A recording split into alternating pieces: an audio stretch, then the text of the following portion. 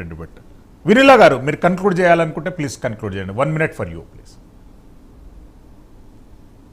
Sir, ఇప్పుడు చంద్రబాబు నాయుడు గారిని ఆయన ప్రభుత్వాన్ని విమర్శిస్తున్నారు.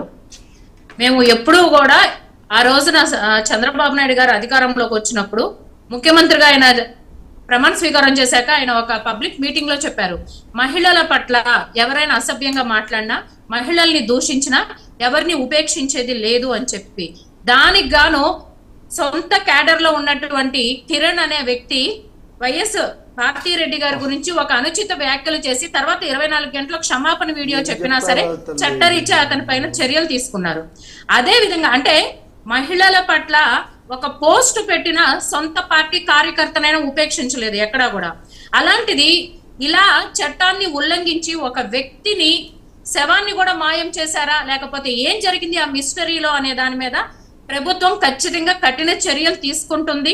సిట్ అనే కమిటీని వేశారు. దానిలో ఈ విచారణలో వాస్తవాలు బయటకు వస్తాయి. వాళ్ళు ఎంతటి వాళ్ళైనా కూడా ఉపేక్షించమని చెప్పి కూటమి ప్రభుత్వం వాళ్ళ స్టాండింగ్ తెలియజేస్తానే ఉంది.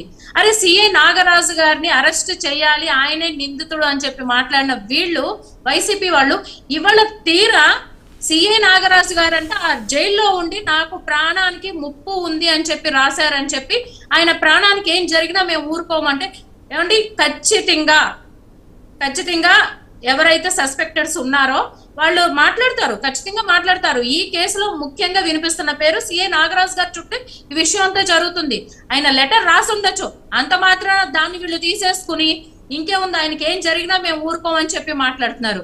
ఇంత మాట్లాడే వీళ్ళు పెద్దవాళ్ళు కావచ్చు, పార్టీలో వాళ్ళు కావచ్చు,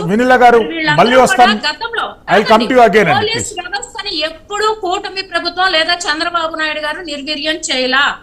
పోలీస్ గత ప్రభుత్వంలోనే పోలీస్ స్టేషన్ లో రౌడీ షీటర్లు కూర్చోబెట్టుకుని కేక్ కటింగ్లు చేసిన సందర్భాలు మనం చూసాము. పోలీస్ వ్యవస్థని సొంత వ్యవస్థగా నడిపి కోర్టులు దాకా డీజీపీని పిలిపించిన సందర్భాలు ఈ రోజు సార్ నాగరాజు గారు ఆ